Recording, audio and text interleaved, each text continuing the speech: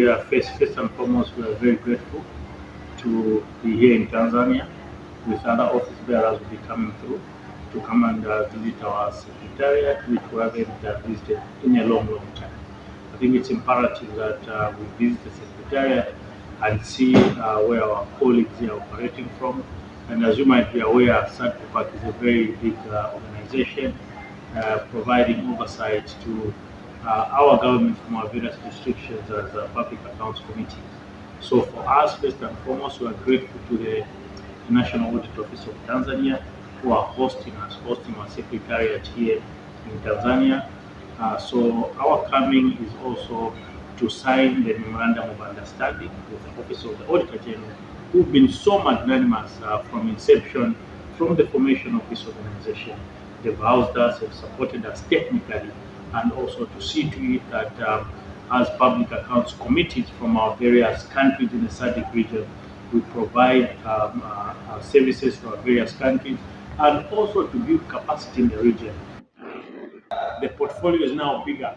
There are a lot of people, even beyond the SADC region, who want to join us and to ensure that this office can provide technical support. We've got people writing from South Sudan, there are people from Burundi. So we want to ensure that we have a robust secretariat and also see how we can also be supported by the Office of the Auditor General in terms of technical support to that effect. That we can ensure that we capacitate more African countries to provide the most important role, to provide the checks and balances, to task government to be more accountable, and also to ensure that certain frameworks such as the public financial management, model laws, acts of various nations are strengthened. Because if those are strengthened, then we ensure that there is accountability, good governance, and also good service delivery. Parliament of Tanzania, first and foremost, we are parliamentarians, is to benchmark, to see how our colleagues from this great country are carrying out their mandate. Then we compare it. We learn from each other, from experiences. We look at the stipulated pieces of legislation which are guiding them. How are they how are they discharging their function?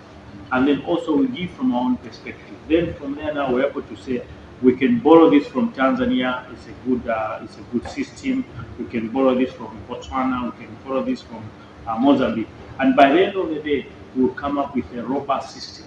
Because as Africa, we know our system, we know our environment.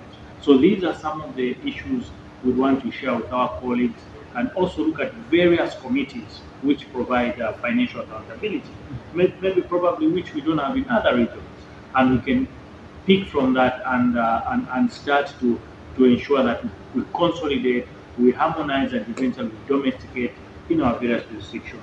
I think as parliamentarians, those are some of the things we do from time to time. We travel to see our colleagues from Seychelles, our colleagues from Botswana, our colleagues from Malawi. How is it that we can improve? Because there's always room for improvement. I think this is our main role to visit the Parliament of Tanzania, is to see the system. We've heard some good things, we benchmark with colleagues from here, but we just want to harness and also ensure that we extrapolate what is happening so that we can bring in accountability in the region. The system for the United Republic of Tanzania, how does it work in the lower house and this house? So by that way, we are able to understand the governance system, how it works between the Parliament of Zanzibar and also the main parliament from this side.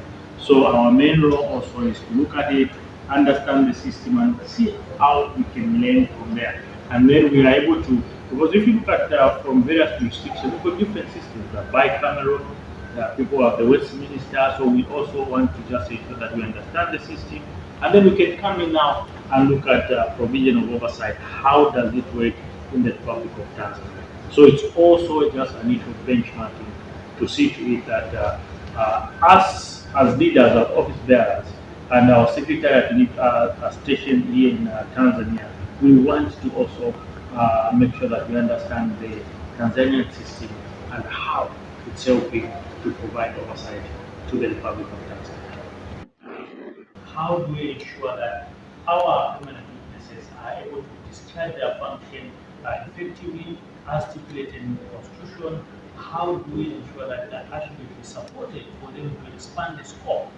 Because if they expand the scope, then there's larger coverage to that effect, which ensures that from each and every area, sector, ministerial, government spending agencies that are able to oversight in that way. Then now, for us as public accounts committee, that's the main way we can support our Supreme Court institutions to that effect. So for us also is to see the effects and effects of the Office of the Auditor General and how we can enhance our collaboration, because mainly our job is under on the Auditor General. So it's imperative that there is a good report which is done by the Office of the Auditor General, as well as good coverage, because good coverage will ensure that wherever each and every shilling goes, it's accounted for, it's managed prudently, and our people of Tanzania will get the service delivery they require from the government. The significance of this organization is an organization which brings accountability to the table, as each and every member state for it to foster development to its people, which is the most number one priority of every country, is to bring in development to each country, to take care of its citizens. First, it starts with accountability. If we are accountable, if we can manage it, then if we can measure it, then we can manage it. So for us as SADCOPAC, our role is to foster accountability in the entire region. That's why we are coming up with interventions such as the law model of public financial management, which will help us also to manage our public debt from our various jurisdictions in the region, which we will grappling with as member states. So our core mandate is that, and also provision of capacity to our various nations, as you might be aware, that there is a lot of labor turnover or turnover in terms of members of parliament. So that's why we want to ensure that we strengthen this organization, which provides capacity also to other member states to discharge their function effectively. So our main role are those things which are highlighted, and also to ensure that our member states, to that effect, can function effectively in the provision of oversight to the various institutions.